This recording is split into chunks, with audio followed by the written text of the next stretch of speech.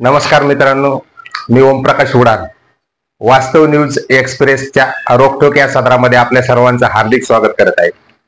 काल आपण वास्तव न्यूजच्या रोखोक मध्ये बघितलं होतं की माजी मंत्री राजेश टोपे आणि भाजपाचे सतीश घाटगे हे खरोखरच शेतकऱ्यांचे कैवारी आहेत का त्यांची ही नौटंकी चालू आहे असा आपण व्हिडिओच्या माध्यमातून त्याची समीक्षा केली होती।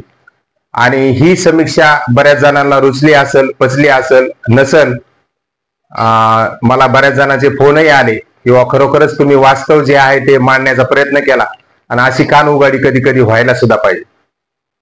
तर या निमित्तानं मला परत समोर यावंसं वाटलं, कारण माजी मंत्री राजेश टोपे जे आहेत यांनी अखेर काल जालन्याचे जिल्हाधिकारी जे आहेत त्यांची भेट घेऊन दुष्काळासंदर्भात त्यांनी सविस्तर निवेदन दिले। याबद्दल मी त्यांचे अभिनंदन करतो आणि ते तुमचं कर्तव्य सुद्धा आहे, म्हणून ही त्यांची जबाबदारी आहे। आणि मी त्या कालच्या रोखोक या व्हिडिओ मधून असं सांगितलं होतं की तुम्ही बांधावर जाऊन घोषणा करण्यापेक्षा, मागण्या करण्यापेक्षा तुम्ही शासन प्रशासना दरबारी या गोष्टी मांडा आणि नुसत्या मांडूनच थांबू नका, नुसतं निवेदन देऊनच थांबू नका, तर त्याचा पाठपुरावा करा आणि त्याला यश मिळवून द्या।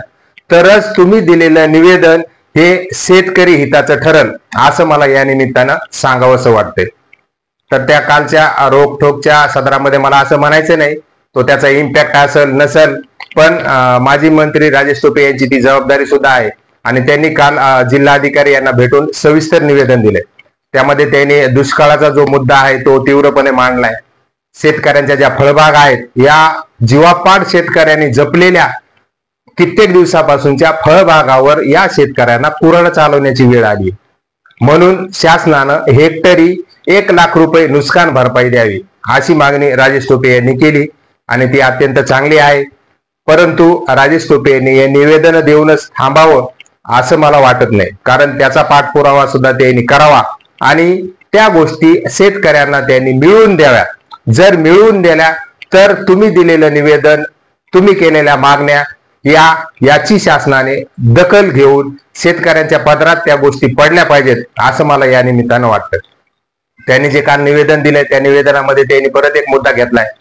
सन 2022 मध्ये अतिवृष्टीच्या अनुदानापासून अनेक शेतकरी प्रलंबित आहेत, तर तो सुद्धा मुद्दा त्यांनी त्या निवेदनामध्ये घेतलाय आणि त्यांना सुद्धा ते अतिवृष्टीचं अनुदान जे आहे ते तात्काळ मिळालं पाहिजे। विशेष म्हणजे घनसावंगी तालुक्याचं मी काल तहसील कार्यालयाकडून अपडेट घेतलंय, त्यामध्ये जवळपास 12,000च्या वर शेतकरी ह्या अतिवृष्टी अनुदानापासून वंचित आहेत। किती खेदाची आणि दुःखाची दुर्दैवी बाब आहे ही। 2 वर्ष होऊन जर 12,000च्या वर शेतकरी या अतिवृष्टी अनुदानापासून वंचित आहेत तर शासन प्रशासन काय झोपा काढतंय का? त्यामध्ये तहसील कार्यालयाकडून मला माहिती देण्यात आली किंवा शेतकऱ्यांची KYC नसल्यामुळे हे शेतकरी यापासून वंचित आहेत। परंतु या वंचित मध्ये मी सुद्धा एक शेतकरी आहे। मला या निमित्तानं तहसील कार्यालयाला, महसूल विभागाला हे सांगायचंय, माझी KYC पूर्ण कंप्लीट आहे, परंतु तुमचा VK नंबरच आला नाही तर माझी KYC परत कंप्लीट कशी होणार? परंतु तसा निरोप तहसील कार्यालयाकडून आलाय आणि त्या वंचित शेतकऱ्याच्या यादीमध्ये मी सुद्धा आहे। म्हणजेच मला यातून हेच सांगायचंय, तुमचा महसूल विभाग, कृषी विभाग कामे व्यवस्थित करत नाहीये। शेतकऱ्यांच्या ज्या अतिवृष्टी अनुदान असेल, दुष्काळी अनुदान असेल, या संदर्भात टोलवाटोलवी करतोय, म्हणून तुम्ही 2-2, 3-3 वेळा, मी स्वतः 3 वेळा कागदपत्र दिलेत आणि माझी KYC कंप्लीट आहे। बँकेच्या खात्यावर माझी अमाऊंट सुद्धा जमा होते आणि तुम्ही कसं म्हणताय की KYC कंप्लीट नसल्यामुळे? म्हणजे शेवटी तुम्ही शेतकऱ्यांना दोषी ठरवताय।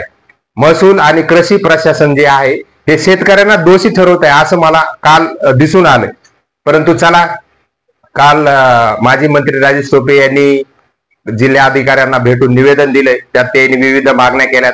मागील वर्षीचा अतिवृष्टीचं अनुदान असेल, 2023चा पीक विम्याचा सुद्धा त्यांनी त्यामध्ये उल्लेख केला, कारण तो पीक विमा शेतकऱ्यांना मिळाला पाहिजे अशी मागणी सुद्धा त्यांनी या निवेदनामध्ये केली। याबरोबरच त्यातील महत्वाचा मुद्दा सुद्धा त्यांनी एक मांडला किंवा जालना जिल्ह्यामध्ये विविध कार्यालयामध्ये, शासकीय कार्यालयामध्ये अधिकारी आणि कर्मचारी यांची रिक्त पद आहेत, तर या रिक्त पदासंदर्भात सुद्धा जून पर्यंत निर्णय घेऊन ते रिक्त पद भरण्यात यावेत अशी मागणी सुद्धा त्यांनी यावेळी केली आहे। ही मागणी छान आहे, सुंदर आहे, परंतु माजी मंत्री जे आहेत राजेश टोपे हे सत्तेमध्ये असताना सुद्धा या जागाची स्थिती जशाला तशीच आहे. मग हा मुद्दा तुम्हाला त्यावेळी सुद्धा सुचायला पाहिजे होता, असं मला तरी यावेळी वाटतंय. कारण तुम्ही भरपूर वर्ष सत्तेमध्ये होता आणि तुम्ही ती मागणी जर जोर लावून धरली असती तर कदाचित या जागा भरल्या गेल्या असत्या, असं मला या निमित्ताने वाटतंय. असं काल त्यांनी वेगवेगळ्या शेतकऱ्याच्या दुष्काळाच्या संदर्भातल्या असतील, अनुदानाच्या संदर्भातल्या असेल, पीक विम्याच्या संदर्भात असेल, त्यांनी असं निवेदन दिलंय आणि या निवेदनाचा विचार करून तातडीने उपाययोजना शासनाने आणि प्रशासनाने कराव्यात, असं सुद्धा त्यांनी त्यामध्ये नमूद केलंय. तर चला, या रोखोकच्या सदरामध्ये आपण परत असंच भेटत राहू. परंतु माजी मंत्री राजेश टोपे यांना माझी विनंती आहे, तुम्ही फक्त निवेदन देऊन तुम्ही या निवेदनाचा पाठपुरावा करा आणि या सर्व ज्या गोष्टी आहेत त्या शेतकऱ्यांना मिळून देऊस तर तुम्ही स्वस्थ बसू नका. शासन प्रशासनाला धारेवर धरा आणि तुम्ही विरोधी पक्षामध्ये आहात, त्यामुळं तुम्हाला तो अधिकार सुद्धा आहे आणि या अधिकाराचा वापर करून तुम्ही शासन प्रशासना दरबारी निवेदनं जी दिली, या निवेदनाचा पाठपुरावा करून ते शेतकऱ्यांच्या पदरात पडेपर्यंत तुम्ही स्वस्थ बसलं नाही पाहिजे आणि तो विषय सोडून दिला नाही पाहिजे, असं मला या निमित्तानं सांगावंसं वाटलंय. म्हणून शेतकऱ्यांच्या समस्या संदर्भात काल त्यांनी जे निवेदन दिले त्यामुळं मला वाटलं की रोखोकच्या या सदरामध्ये आपण समोर येऊन याचं सुद्धा समीक्षा करावी, म्हणून मी समोर आलेलो आहे. चला तर मित्रांनो, हा आपल्याला व्हिडिओ जर आवडला असेल तर नक्कीच लाईक करा, चॅनलला सबस्क्राईब करायला सुद्धा विसरू नका. काही आपल्याला काही वाटत असेल कमेंट सुद्धा करा आणि रोखोकच्या या सदरामध्ये आपण परत असंच वेगवेगळे विषय घेऊन आपण भेटत राहू. तोपर्यंत धन्यवाद.